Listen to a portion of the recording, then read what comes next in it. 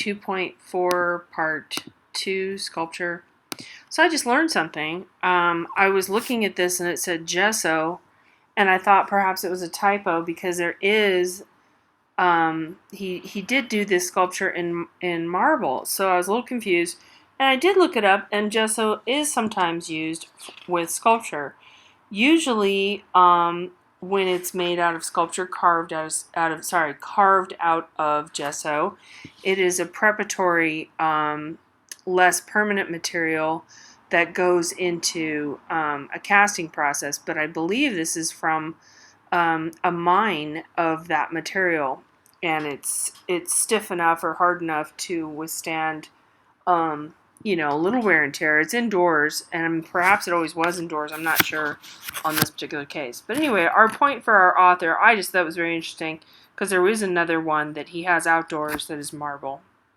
So I got a little sidetracked, but it was very interesting. So this is really interesting and dynamic. If we look at the real contrast here between our Egyptian piece, which is sitting perfectly still, very rigid, sort of a sculptural situation.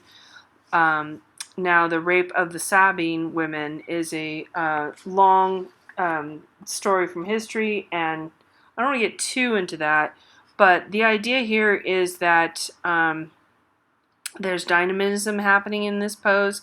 If you see how she's reaching up and twisting around, there's a lot of diagonals here. There's a lot of open area in this sculpture.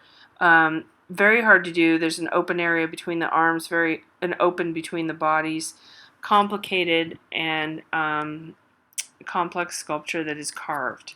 So it drives us around. It drives our eye around, and it's got a lot of motion and movement in it. And it's a piece of political propaganda that recreates an ancient story about the foundation of Rome. And it's announcing that, like Rome, Florence has risen to become a powerful force. So it's saying some negative things about Rome. It's a bit of a, what do you call that, a diss track, if you will, because this is from Florence, and they're trying to put themselves in the position of a powerful city in before Italy was really formed. Okay, so the next thing we're going to look at is bas relief and high relief. Bas just means low, it's French, and a higher relief, you're going to see more shadows, and we'll look at that. So it's usually, like in this particular case, this is an Assyrian piece from 650 BC, and this is the Dying Lioness. Now this is a really just gorgeous piece when you really think about all this musculature happening here. The claws are quite detailed. The arrows coming into the body, and her flanks and her rear part of her legs are no longer moving, but she's still fighting the throes of death. So this is a limestone relief, and this was in a palace, and so this was carved into the wall, and it wasn't intended that this was ever moved, which it has moved now. It's in the British Museum. The British aren't the only ones, but they are one of the main ones where wherever they went, they just took the artwork and brought it home and put it in the museum. So there's controversy about that, which I won't get into, but you can see how this was carved into the wall, and this was to show that the emperor had power because he had perhaps killed a lion.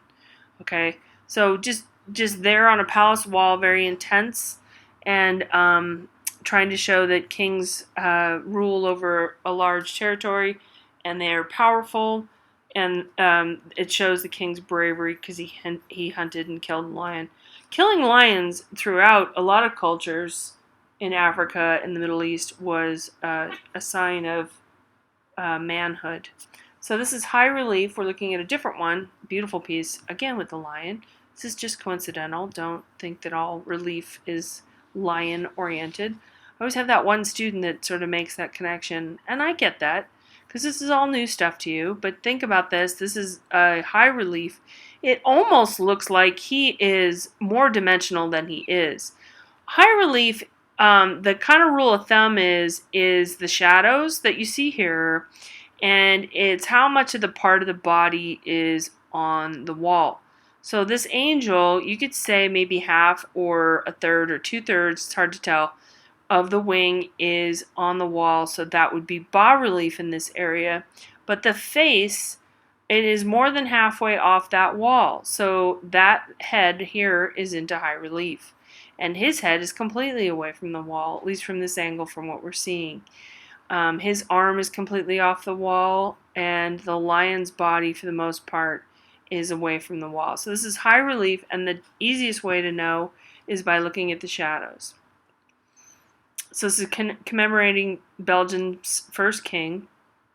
Again, power and bravery are represented in the lion, and they protrude more deeply than the angels, carved in low relief. Another piece that we're looking at, the Maya lintel. We've looked at this a couple different times, and this is a bas-relief. It's also kind of an inlaid or inset piece,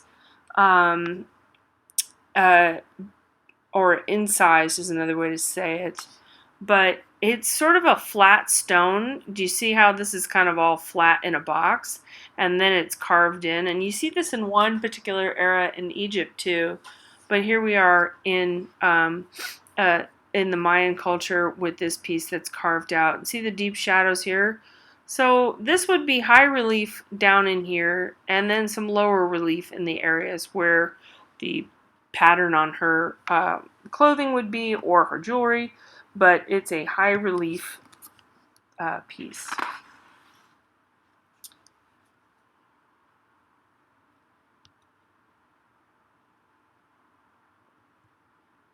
Michelangelo's piece. Now this is really interesting when you get stuff that's quite old, you know, that we're looking at a 500-year-old piece, almost exactly 500 years old. That was unfinished, especially by a master. I mean, how exciting is that?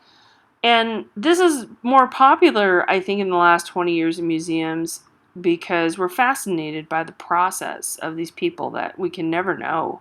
We can never meet them, you know, unless we do Bill and Ted's Excellent Adventure or some other time travel.